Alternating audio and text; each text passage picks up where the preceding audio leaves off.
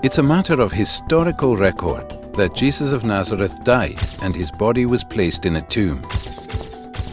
It's also been firmly established that after his death and burial, his tomb was found empty.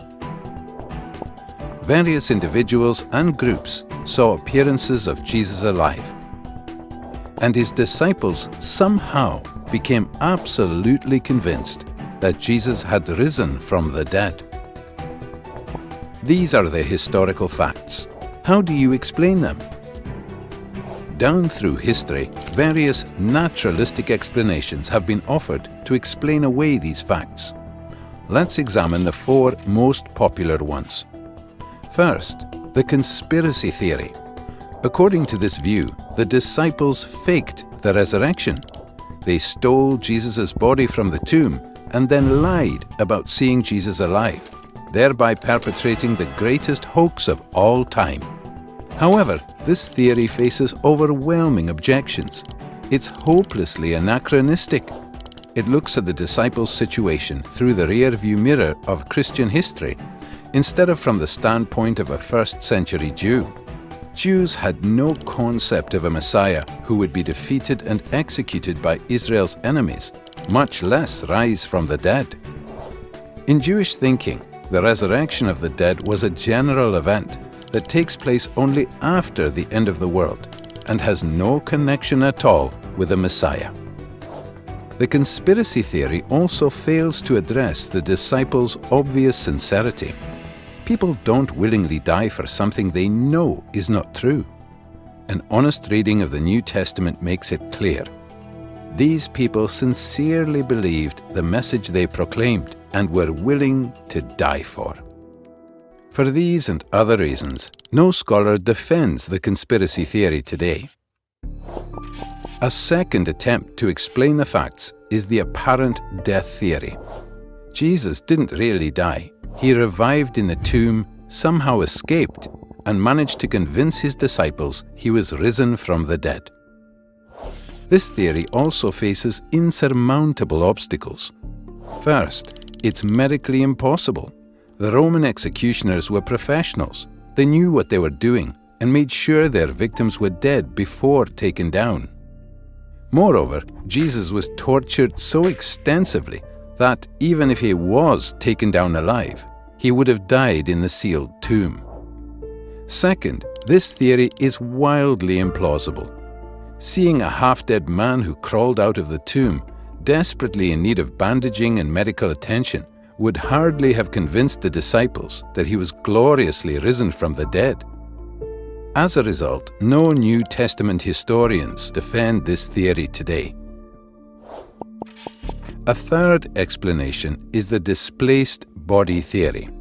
Perhaps Joseph of Arimathea placed Jesus' body in his tomb temporarily because it was convenient.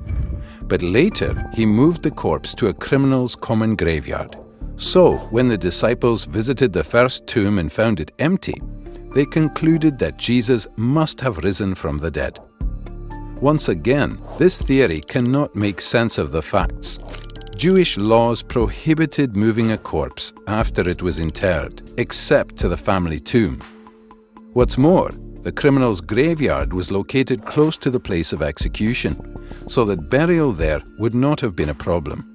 Also, once the disciples began to proclaim Jesus' resurrection, Joseph would have corrected their mistake. So, once again, no current scholars endorse this theory. Finally, the hallucination theory. The disciples didn't really see Jesus, but just imagined that he appeared before them. They were all hallucinating.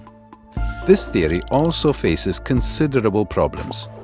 First, Jesus appeared not just one time, but many times. Not just in one place, but in different places. Not just to one person, but to different persons. Not just to individuals, but to groups of people. And not just to believers, but to unbelievers as well. There is nothing in the psychological casebooks on hallucinations comparable to these resurrection appearances. Second, hallucinations of Jesus would have led the disciples to believe at most that Jesus had been transported to heaven, not risen from the dead, in contradiction to their Jewish beliefs. Moreover, in the ancient world, visions of the deceased were not evidence that the person was alive, but evidence that he was dead and had moved on to the afterworld.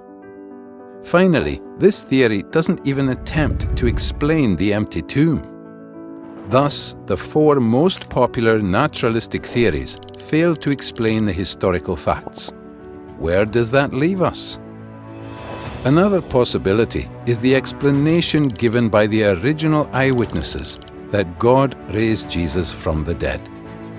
Unlike the other theories, this makes perfect sense of the empty tomb, the appearances of Jesus alive, and the disciples' willingness to die for their belief. But is this explanation plausible? After all, it requires a miracle, a supernatural act of God. Think about it. If it's even possible that God exists, then miracles are possible, and this explanation cannot be ruled out. And surely it's possible that God exists. So how do you explain the resurrection?